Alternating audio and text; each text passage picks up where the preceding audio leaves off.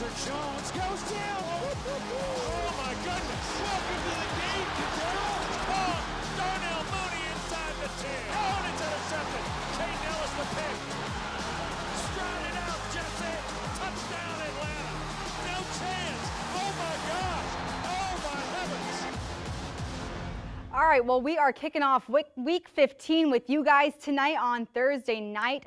Football on Prime. The Falcons are taking on the Tampa Bay Buccaneers down in Tampa. And the last time these two saw each other was week 1, which just feels like ages ago. So we're going to keep you up to date. We're going to give you all the updates that we know from week 1 to where we are now about these two teams. Thank you guys for joining us for the Falcons pregame show presented by Ticketmaster. Taylor Vismor, Derek Rackley. We're going to be with you guys for the next 45 minutes or so. And man, how long ago does week 1 feel to you? I know, it does kind of feel like an eternity ago. Yeah. It's kind of cool. You get the helmets ready. You know, it's throwback week. Second appearance for me on Falcons different networks this week wearing throwback. Yes. We wore our starter jackets for the podcast on Tuesday. And then I dipped into my closet and found this that I was given from the Falcons. A little old school red action here. You know, quick quiz. I never got a chance to wear the red. I'm not actually going to quiz you. Thank the Lord. I didn't get to wear the red helmet. Okay. I did play old school logo my first couple of years until the new one was released. Right. But it was still a black helmet. It was not the red helmet. So I never got a chance to wear those. Well, you're wearing it kind of right now. I'm trying. Like it's like the helmet is on around my body. And I have the starter jacket too, but I was not going to wear it because I look like a enormous person wearing it. It's like one size. Pouring with sweat out here. I look like a bell when I wear it, literally like a bell. Anyway, but let's talk about these two teams really fast, because coming into this game, both of these teams are coming off of losses, and the NFC South is still up for grabs when it comes to Tampa and the Carolina Panthers. Right now, they're both sitting with the same exact record, both overall and in the NFC South. And then the Falcons, of course, are taking on Tampa Bay. The Saints will take on the Carolina Panthers on Sunday at the 4 o'clock hour. What are you making of this NFC South so far this season? You'd like to think you'd get a little bit of clarity after what happens this weekend, but who knows? Still obviously depends on who comes out of the games victorious. We know that Atlanta is officially eliminated from the postseason, and we'll hear from Coach Raheem Morris here in a second, but like their job is just to go out and be pros and still execute, try to find a way to win a game on a short week. Sometimes playing on the short week is one of the best gifts after you have a lopsided loss, which we know happened last weekend against Seattle. Not the same necessarily story for Tampa. However, Tampa has been kind of limping down the stretch to themselves. Since their bye week, they're just 1-4. Not been playing their best football. So it's like, is it there for the taking? Yeah, I mean, that's one thing you could say, but I think we all would agree that Atlanta just kind of has their own things that they need to worry about and focus on tonight. You mentioned that Tampa has been struggling since that bye, and we will talk about the why and the how for them to get back on track today later in this show. But speaking of Tampa, they lost last week, like I mentioned, to the New Orleans Saints. I think everyone was around the league was kind of scratching their head here, because it seems like coming into this season and really throughout the first half of the season, it felt like Tampa was a playoff team in the playoffs already before they even could clinch it. Everyone was saying that they were going to be in the playoffs. And then you go against the Saints, who everyone kind of thought they're probably going to have the #1 overall pick come April, and they end up beating the Tampa Bay Bucs. What did you see kind of from that game, or just from what you heard about that game last week? I mean, it's kind of a tale of two seasons for Tampa Bay, right? Started 6-2 on the season. We mentioned struggling since their bye week at 1-4. And you look at the box score from last week, and some of the things that stick out to me is this team has not been throwing the football very well. And yes, we know that Mike Evans went down with injury. We'll talk about him here in a little bit. That was way back early on in the season. But if there was one thing, especially Atlanta Falcons knew last year, Baker Mayfield had a sensational season, arguably the best season he's had as a pro, from a completion rate, from passing yards. And this entire season, and even more so as of late, even last week against New Orleans, just hasn't been throwing the football like he's capable of, and like we saw him do last year. So does that get back on track with some reinforcements coming back? I don't know, but it seems like it may be the healthiest Tampa Bay has been in a while. Yeah. But yeah, that one was a little bit like, Tampa Bay losing to New Orleans. What happened there? Right, and what's interesting is that the Saints have been eliminated from playoff contention, and obviously after the game last week, the Falcons have been eliminated from playoff contention, and it kind of leaves a lot of the fans thinking, well, what's the point of playing anymore? Why even go out there and play your star guys? Just shut them down for the year and just wait until April. Well, Raheem Morris spoke to media earlier this week about what they're going into this week thinking, even though the playoffs are not in the near future. Really, just the job is to go out and play spoiler right now. You got a Tampa Bay Buccaneer team on Thursday that we got a lot of respect for, that we love to play. That's always a highly competitive football game, and I expect no different. I love the fact that our guys get to get back on the grass and go out there and take another shot at it. We got some high-character people in our building, and now we just got to go look at the tape. We got to go figure out from a team, a collective group, and what we need to do to win this football game, because that's the only thing that really matters. All right, Rack, so I know that Raheem said we're here to play spoiler, but I also think it's really important to remember that although this organization is not going to the playoffs, there are still coaches and players that are playing for and working for their jobs, right? 100%. So why is it so important today and moving forward in the next couple of weeks and the next month of regular season football that they are promised to go out, play their best football, and potentially get wins down the stretch? Yeah, I mean, this is one of those situations where we don't know how much turnover is going to happen after the season when you have another losing year, but you're kind of putting out there like what type of competitor you are, like what type of player you are. When the chips are stacked against you, when things are going bad, I mean, this is life, isn't it? Like what happens in the real world when you end up kind of getting behind the 8 ball, or things don't go your way, or you don't get the promotion that you're looking for. Like, how do you respond from that? Do you lay down? Do you pout? Do you just sit back and say, well, make excuses as to why somebody else got the job, or make excuses to why somebody else got the victory in the National Football League? No, you got to have more pride than that, more competitiveness. A lot of people say, yeah, well, why don't you shut down your stars and stuff? Guess what? The stars want to play. Yeah. Like, if they're healthy enough, they want to be on the field. They don't want to sit in a training room and watch their teammates compete on the field. So there's got to be that competitiveness. And like, what kind of fight can you show, especially on a short week when things aren't going well? Can you go out and put something on tape, fight for your brothers, fight for the coaching staff, and find a way and scratch a claw and get the win? And that's what Raheem Morris is talking about. Like, excited to get him back out on the grass and see how they responded after a game that got way out of hand at the second half last week. Yeah, we talk a lot about like culture and culture building and what you want to see in the facility and in the locker room. And I think for any team, you want to see resiliency and a push through and a want to win. Something that's so interesting about NFL is like, it's up to you as the player to do and to be whoever you want to become. And that starts with being on the grass. Like you were saying, like they don't want to be sitting in the training room and just watching their players. They want to be playing as well. So it's going to be interesting to see what happens tonight as they take on the Tampa Bay Buccaneers. But something that's so fun about tonight, it's the only game on tonight, Thursday Night Football on Prime, but Falcons are in their throwbacks. They're in their creamsicles. It's going to be a fun night. And we even had a fun little shoot way back in May to gear up for what tonight could be in terms of the look and feel. Take a look. It's a red helmet week, but it's prime time week. Action, turn. Oh, yeah. There you go. All right. For me, I just like the whole look of the whole uniform. It's just a throwback Falcon with the black jerseys, the white pants with the stripe. Just make you feel real vintage. It's the best studio. What I got going. Yeah, I think the classic Falcons uniform is the best uniform maybe in the entire NFL. Boy, are they going to lick their chops.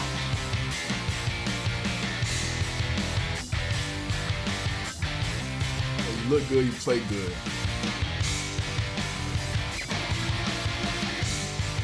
Now the stadium is rocking. But the uniforms are great. It's a touch of history. They wore that many years ago, and just to wear that as a one-off is pretty cool.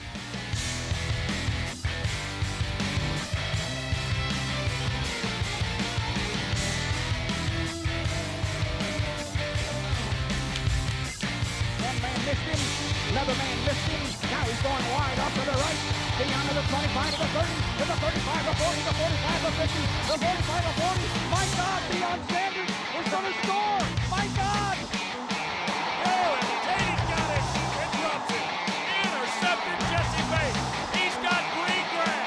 Striding out Jesse. Touchdown Atlanta. Caught to Darryl Hodge. 35 30. 20, 15, 10, 5. Drive home safely. It's a special moment, and then you're also representing, you know, a lot of the players that came before you, and you feel the heritage of what it is to be a Falcon. So. Would look good, feel good, play good, they're gonna pay good.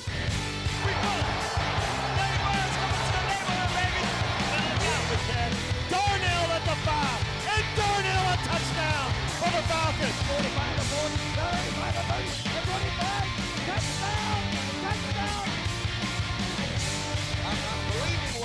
You gotta look good, you play good, pay good, live good, die good. All right, look good, you feel good. But I mean, there is some which one's better, right? They're both iconic in their own right, the red helmet and the throwback logo, but then you also have the creamsicles. So I'm gonna put you on the spot here. As a former Falcon, what is the better throwback uniform? Really? I'm asking, it's a good question. She's gonna try and set me up for failure here. Can I just do one thing? There you go, the throwback Falcon. Right? Yeah. Listen, the creamsicles they're iconic. They're really cool, and I never got a chance to wear them or anything like that. But like, this is the logo that I played for. This is the logo I started with when I played for the organization, and then to go back to it, you know, it's kind of one of those jokes you like to have. Oh yeah, you played when they were actually wearing throwback jerseys. But this is really cool about the NFL. You can look all across the league, and there's going to be some that you love. There's going to be some that you hate. And there's going to be some that are a little bit more special than others. But I think a lot of people, especially you go back and you look at the Steve Bartkowski days, the Deion Sanders days, that's when that Falcon logo was iconic. And so, yeah, I played for this organization. I'm a little bit biased. Well, that's what happens. So I'm going with the old school Falcon. I agree. I mean, it is called the Atlanta Falcons pregame show after all. I was really throwing you a softball there, but I'm glad that you got it. Good. Correct. But like I said at the top of the show, this Falcons team has not seen this Tampa team since week 1, and things have changed a lot for both of these teams. So let's go ahead and kind of look back at what that week 1 looked like to just kind of remind you guys. Obviously, the Falcons and the Tampa Bay Buccaneers went toe-to-toe again. It seems like the last couple of years, this matchup has just meant more for both of these teams. Buccaneers ended up winning 23-20 after a missed kick from the Falcons to take the game into overtime. I mean, I don't want to ask like what you saw from that game because it was so long ago, but I guess the best question is like, what was the expectation leaving that game for the Falcons for the rest of the season? I think it was one of those games where you look back and you could probably make the argument about a number of them this year, but it was like a missed opportunity. You knew to open up the season, the team that you mentioned on paper coming into the season, probably the favorite to win the division. Yeah. And going to the wire, they had a chance to tie it up and then maybe get into overtime. You never know what's going to happen. But you're right. A lot of things are different from that game. Obviously, we had Michael Penix in that game. We had a different kicker that game. Younghoe Koo, as we mentioned, missed a short field goal, a very makeable field goal, 44 yards, that would have put the game into overtime and never know what's going to happen. And, of course, you remember Emeka Egbuka ended up catching that touchdown right towards the end of fourth quarter, ultimately gave Tampa the lead. But you think about it. Baker Mayfield passing offense was not great that game, 167 total yards passing. When, again, you're thinking about the season that he came off of a year ago, it was there for the taking. Like, it was there for the taking. Just had to make a couple extra plays. And it's funny that we talk about the Younghoe Koo missed field goal the very first game of the season. And unfortunately, Taylor, that's kind of been a theme that's plagued them the entire year, is not getting the job done on special teams. Right. It's been, and we'll talk about special teams a little bit later because that has become a primary focus for this team the last couple of weeks of why they are losing these games so close together, like the Tampa Bay Buccaneers, but then also the Jets and even the Saints as well. Like, well, you won the game, but you know what I mean, of like special teams just not playing last week, strong with their keys. And then, but when you look at the first game, what I found so interesting on looking at the stats from last time the Falcons took on the Buccaneers, defense had 7 PBUs, 2 of which were from Watts. In his first game in the NFL, had 2 PBUs, which such a game, 3 QB hits, 2 tackles for loss, and a sack for that defense. And I think what you saw from that defense in week 1, it laid a foundation for what you could expect moving forward. And in my opinion, I think as you've gone through this season, you've kind of gotten the same results from the defense all year round. I think there are a couple games where you can point to the defense didn't show out here, they didn't show out here.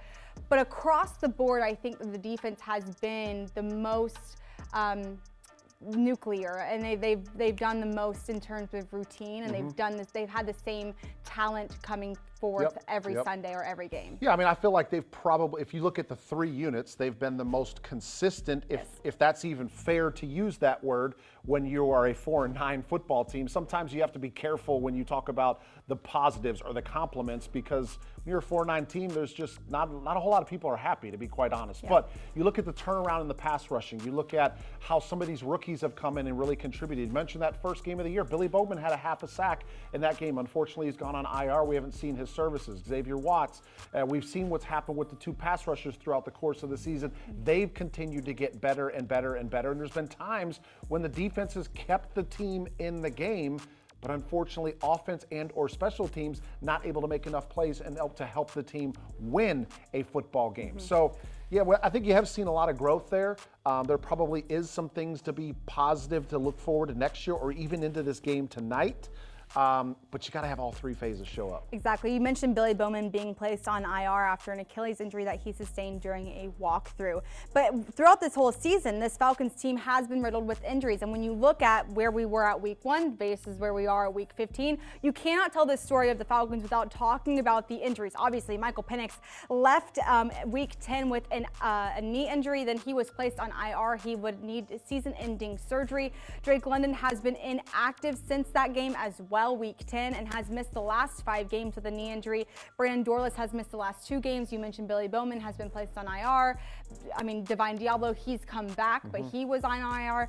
How have the injuries affected this team, and how will they affect them tonight? Yeah, I mean, I think that we continue to see the effects of not having Penix and Drake London. Yeah. Michael Penix is still, I think a lot of people would agree that there's plenty of room to grow there, right? He's still learning how to be a starter in the National Football League, but I think some things that you cannot deny are his ability to keep some plays alive, right? His ability to get outside the pocket.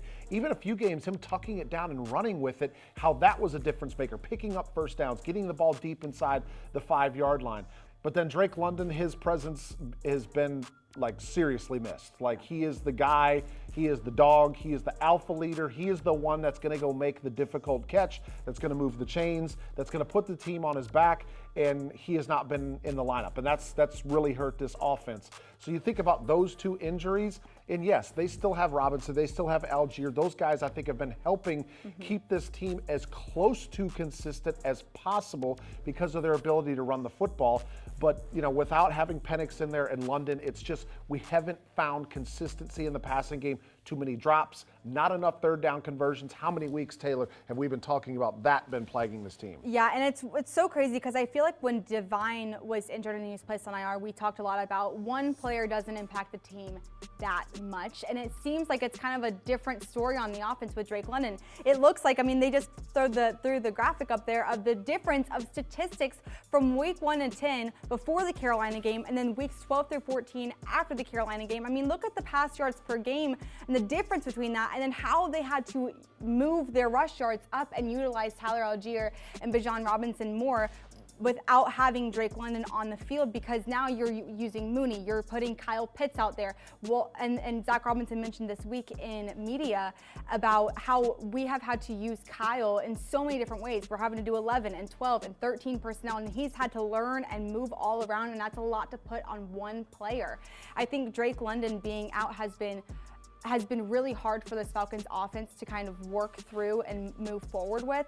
But then also, I mean, Michael Penix, you can't talk about this offense without having Michael Penix in it. Kirk Cousins obviously came in and has won and then has lost a couple as well. What have you seen from Kirk Cousins so far to take us into the rest of the season? I think what we've seen is what we kind of anticipated, him getting the ball out quickly, trying to use some play action, and having the run game help him out as much as possible, because the days of Kirk Cousins sitting back there on what would be a traditional 5 or 7 step drop look, I know a lot of times we're in the shotgun now, so that's not necessarily the case, but holding on to the football longer, waiting for those deep breaking in routes, or the comebacks on the sidelines, the skinny posts down the middle of the field, that's just not the same type of plays that are in the game plan right now. A lot of that has to do with Drake London not being there as well. Unfortunately, injuries are a part of the National Football League, or any league for that matter. I think what it does, though, Taylor, is it tells you as an organization where we need to stockpile personnel. Yes. And I think that's been the biggest learning lesson this year is, yes, Drake London is a fantastic player. He's one of the cornerstone pieces of this offense. But what happens if he's not out there playing? What are we going to do? Because you can't just sit there and make excuses. Well, Drake's not playing, so just not quite. No, you've got to have other players that step up, fill his production. Maybe it doesn't look the same, but you still should be able to throw the football for 200, 225, 250 yards because you don't have one player. That, to me, is where this organization's got to really take a big step back and say, where do we need to go to get consistency out on the perimeter? I agree. And let me just say, I know we talked about Kyle Pitts just a little bit, and I think you've seen him progress these last couple of weeks without having Drake London on the field because they need him to progress. They need him to be open. They need to get the ball down the field. And I think Kyle's done a pretty good job so far in these last few games of getting open and getting some chunk plays, if you will, down the field. And something that was so interesting about what Zach Robinson had said in that media that got me thinking was, well, if you're doing 12 or you're doing 13 personnel, then Kyle's really focusing on being a pass catcher. And then you're losing depth at the tight end position of being a blocking tight end. And wow, you're losing depth on wide receiver. You're kind of losing depth on tight end. Your running backs are really the only guys that have not been touched. They remain the same in Bijan Robinson and Tyler Algier. I mean, what are the expectations for them tonight? Because as we know, the Tampa Bay's rush defense is so good. They're 8th overall in the NFL right now. How do you push Bijan and Tyler to go out and be big stars tonight? I'd answer that quite easily by saying the Seattle Seahawks defense was pretty good against the run last week too. And it wasn't like they absolutely torched them, but I think they came out the gate early on and Bijan Robinson was like, I don't really care what you guys are ranked. It was knifing through and making people miss and doing what he does so frequently. And I think he would have had even a better game had it not got lopsided in the second half. And what do you have to do? You got to throw the ball if you're going to try to get back into the game.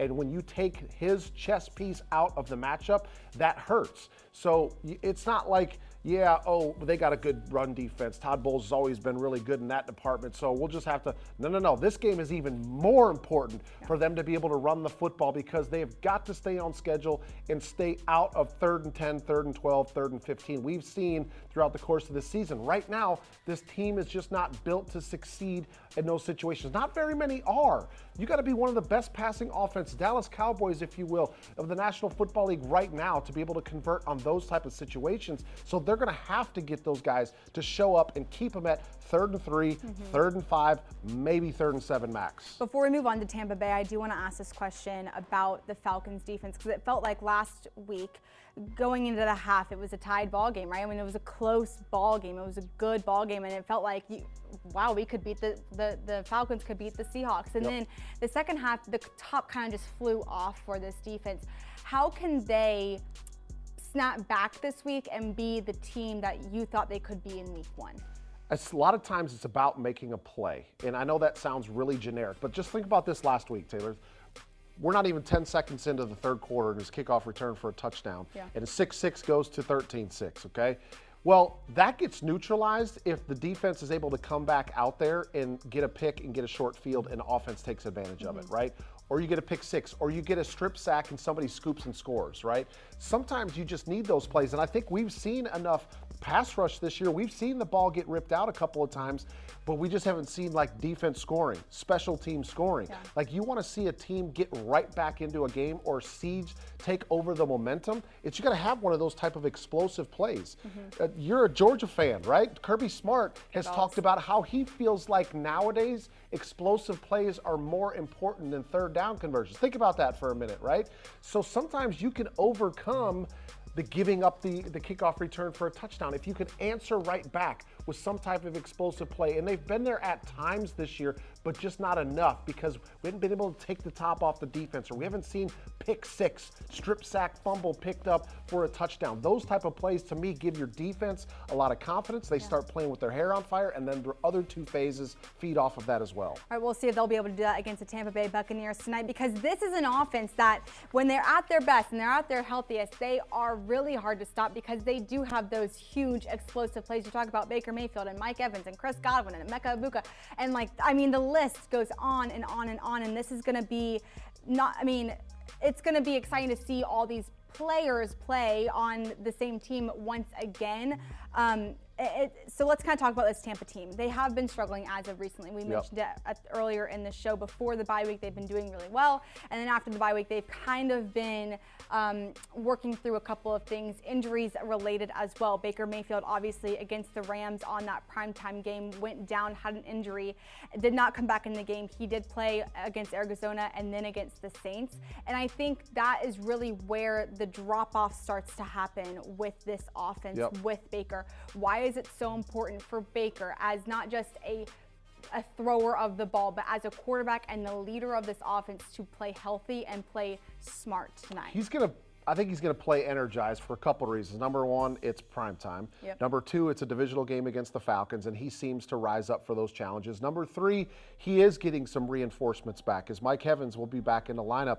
And not only Mike Evans, but Jalen McMillan. So he's going to have reasons to get excited in this game, because you look at whether it's been those two guys have been out, whether it's been Bucky Irving been out, whether it's been him not being able to play as close to 100% throughout the course of the season. So he's going to think, well, gosh, this is probably one of the healthiest times all season long. The first time they're going to play with their top 4 wide receivers the entire season. And where are we at right now? Week however many? 13, 14? 15? Yeah, whatever the number is. Something like that. They end up adding up really losing. quickly. Yeah. But that's the first time he's going to get all 4 of these receivers. Again, when we talked about earlier in the show, when you were thinking before the season started, it's like, how are you going to slow down this skill position group with the guys getting in the backfield as well? Yeah, we're losing track of weeks over here. Once you get to the teens is when I start to lose, like, what week we're in. And we've had buys and stuff. Yeah, it's just week 15, so I guess 14 games now that the bye weeks are over, but we're starting to lose our minds with what week we are in. But you're right. I mean, this team is getting back so many pass catchers. Jalen McMillan, Mike Evans, Chris Godwin. I was telling you before the show started that I saw a statistic, and I'm pretty sure this is correct. Chris Godwin, Mike Evans, and Emeka Egbuka have not shared one snap all season, all on the field at the same time. And tonight they have the potential to do that. So I guess when we're looking at this Falcons defense, how are they going to be able to stop all 3 of those guys maybe at once, or just consistently throughout this game tonight? Yeah, I mean, it's going to be a huge challenge, because we all know that the literal challenges that Mike Evans has presented throughout his career. And I'll be interested to see what his workload looks like as he just comes back. Is he going to get 40 or 50 snaps, or is he going to get 15 or 20 snaps as they try to kind of ease him back into things? Remember, he had that stellar 11 straight seasons of 1,000 yards, and that was like their division rival and stuff, but I just got a lot of respect for Mike Evans and what he's done. And when he got hurt earlier in the season, you saw the severity of it, I was like, oh no, that means his streak is in jeopardy. Because it is like you're witnessing history, like one of the very rare players to be able to do something. And you know, unless he goes an absolute tear at the end of the season, I don't think it's going to happen, as he sits with 140 receiving yards. But what does that do to the Atlanta Falcons defense? It puts stress on them, because there's so many different guys that can make you pay. Emeka Egbuka has been the consistent force for him all season long. But outside of that, we know what Chris Godwin can do. We know what Mike Evans can do. We know what Jalen McMillan can do. So there's going to be a lot of options. It's, do they play zone? Do they play man? How much pressure do they bring? Because they might have to play a little bit more man coverage with these dynamic receivers behind it. That's what I'm really intrigued to see from Jeff Ulbrich tonight. Yeah, I think you mentioned in our pre-production meeting that if Mike Evans were to hit 1,000 yards receiving, he would have to have like 200 yards a game or something from here on out. Yeah, best of luck. I mean, I hope that doesn't happen for you tonight. I hope it starts happening for you later down the next couple of weeks, hopefully not tonight. But I think what's been so interesting about this pass catching group for the Tampa Bay Buccaneers is the quarterback, right? And how everyone kind of talks about Baker, about being this guy that has ice in his veins. If you need him to take shots downfield, he's going to do it. And I think it's a testament to who Baker Mayfield is, but I think it's also more of a testament to the guys that are downfield and how much he trusts these guys. I mean, Jeff Ulbrich has even spoken to media earlier this week about what Baker Mayfield is made of and why he is so hard to stop. He's Houdini, you watch him against some of the best defensive lines in this league, and you feel like he's corralled, he's down, he's sacked, and all of a sudden, not only does he get out of like the most impossible situations, then he makes a play. So it's just, he's as good as I've seen in a long, long time as far as the competitor that he is, the toughness that he demonstrates on a play-to-play basis, and then his just in those. We preach, be at your best when your best required. Well, he lives that life. Like critical third downs, 2-minute, end of game when you got to have a play. He just consistently makes it. So. All right, so he thinks Baker Mayfield is Houdini, and like I mentioned earlier when we were talking about Tampa, is that Baker was injured during the LA Rams game, came out, did not finish that game, and ever since then, and really since the bye, this team has not been the same offensively, and Baker has not been either. Obviously, the yards per game right there, I mean, look at that, 243 yards per game entering Week 10 and on 132. That's a major dip, but for me, it's the completion percentage for Baker. 64% completion rate heading into Week 10, and then after the bye, or after Week 10, 54.3%. I know I mentioned it before. We heard from Jeff Ulbrich about having trust in the guys downfield, but what is happening with that completion percentage? Yeah, I mean, it's. I even take it back a step. Like, I went back and looked last year, and he was like a 71.5% completion passer last year, right? His numbers are 61.5 this year, so he's dropped 10 percentage points in his completion rate. And just think about what that does, right? You think about 10% more completion rate throughout the course of the season. To me, that translates into more first downs. That translates into more opportunities in red zone, and ultimately probably scoring points. And as I look at Tampa this year versus last year they scored points with the best of them, right? You look up Tampa scoring 26, 30, 34, right?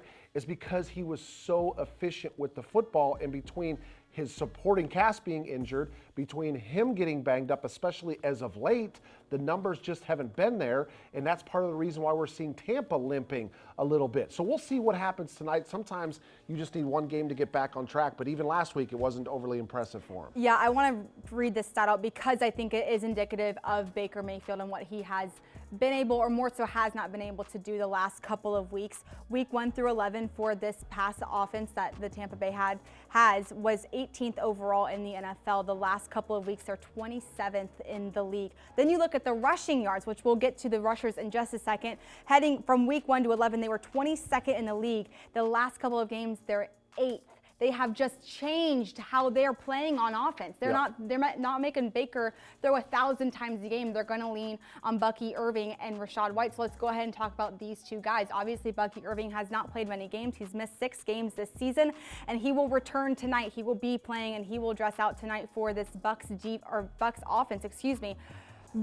These are two. I mean, we talk about Tyler Algier and Bijan Robinson all the time about being a 1-2 punch, but this is a 1-2 punch as well. How do you stop these guys knowing that this offense is going to want to run the ball? Yeah, I mean, oddly enough, I felt like Atlanta did a pretty good job in the first game because Bucky Irving was playing in that game. He actually had 18 touches in the game for 45 yards total. Did have a receiving touchdown, but he didn't take over the game. But to me, it's kind of similar with Bijan Robinson. Like, if Atlanta didn't have Bijan Robinson for a huge chunk of the season, much like Tampa did not have Bucky Irving, you're probably going to see a big drop-off because he's that important to what they do offensively. He's got a little bit more of the quickness and speed. He's got the ability to catch the ball out of the backfield. He brings so much versatility. So Rachaad White had to step up a little bit. He just looks a little different. Not to say that he can't be effective. I think this offense is better when both of them are on the field at the same time, right? They talk about being thunder and lightning as well, right? So they've struggled a little bit because they haven't been able to lean as much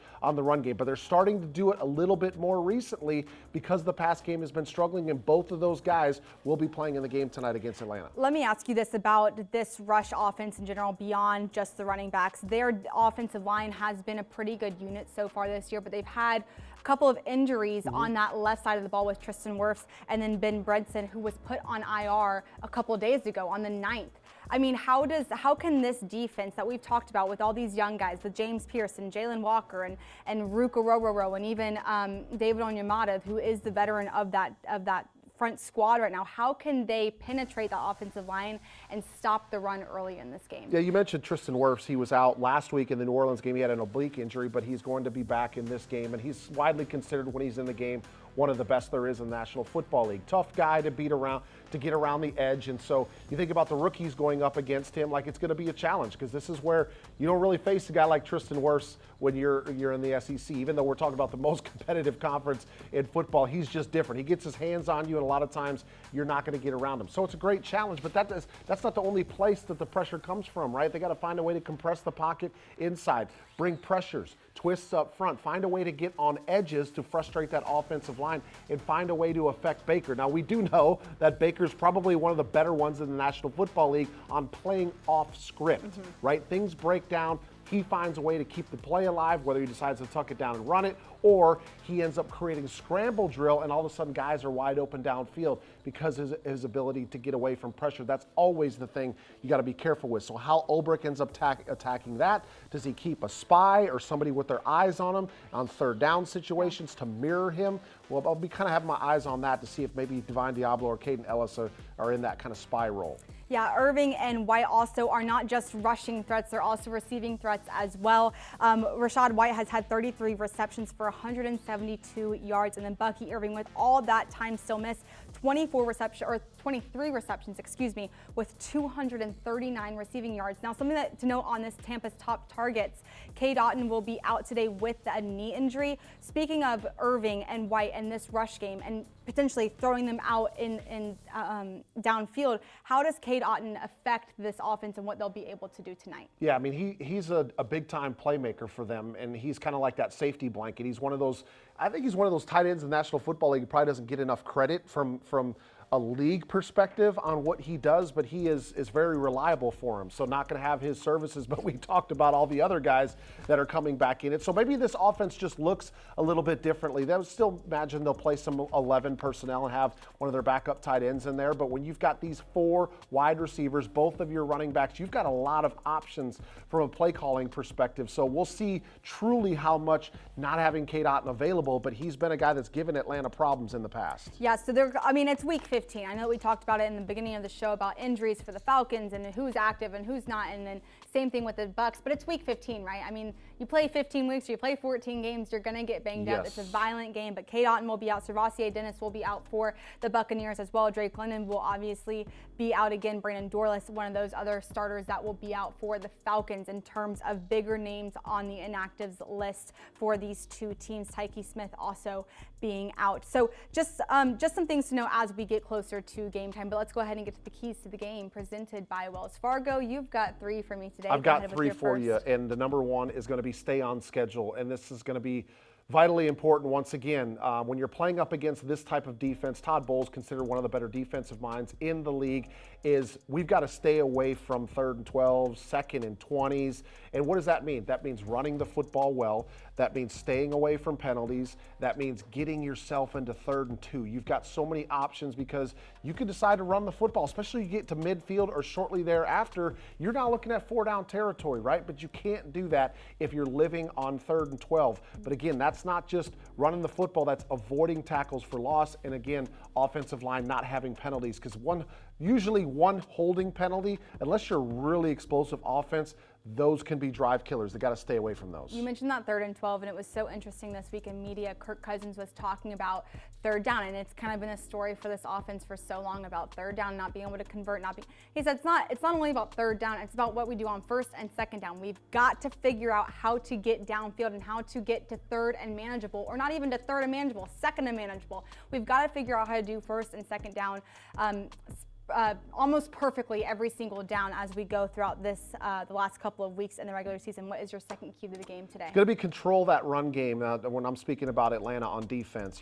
Bucky Irving, Rachaad White's going to be out there, and I feel like they have been trying to lean on that phase of their offense a little bit more since the passing game has been struggling a little bit. And they've had some success. 2 out of the last 4 games have been some of their better games on the ground, running the football. So it's going to be a challenge for this defense to slow them down, because you don't want them to just kind of plod their way down the field. You can't have missed tackles. You can't have wide open lanes. Bucky Irving has shown throughout his career that he will be able to exploit those, right? So this defense is going to have to play really well against the run and see if Tampa can go ahead and beat you through the air, an area that's been struggling for them. But I feel like controlling the run game probably should have been my number 1 key. Always stopping the run is the most important thing to do defensively, but controlling this run game tonight is going to be big for them. I mentioned it earlier. They are 8th in the NFL over the last 3 games games from week 12 to week 14. In the last 3 games, they've had 397 rushing yards, which is about 120 yards rushing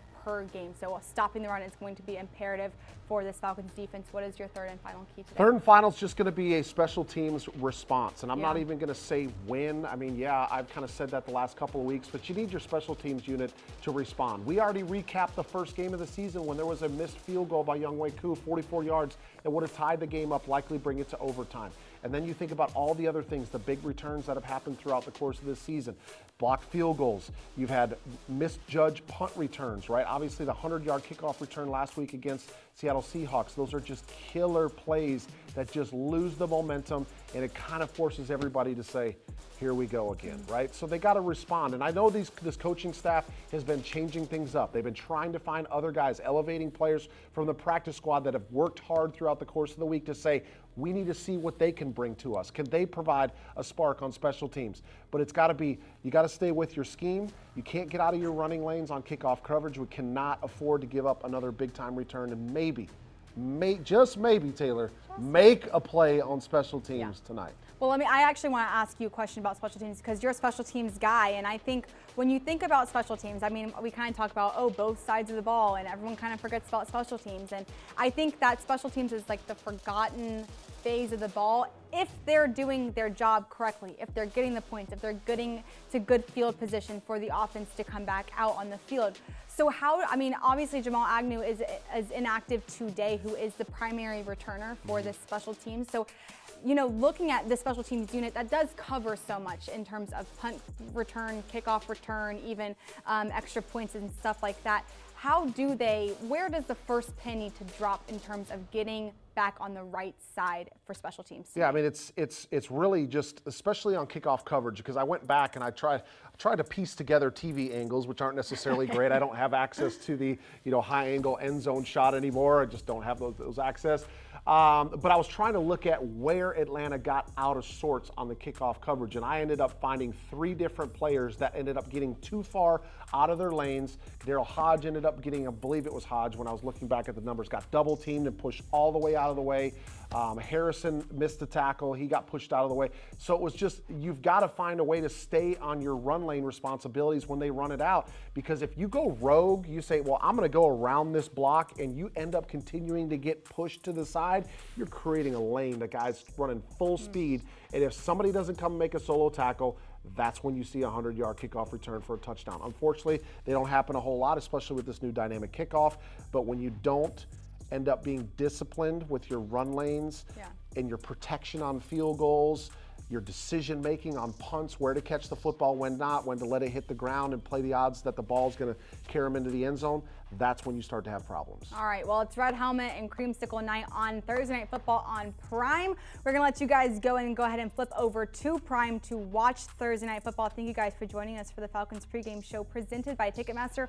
We'll be with you guys next Sunday, so a week and a couple of days away from now, back here in Ticketmaster Studios as they take on the Arizona Cardinals. We'll see you then. Bye, guys.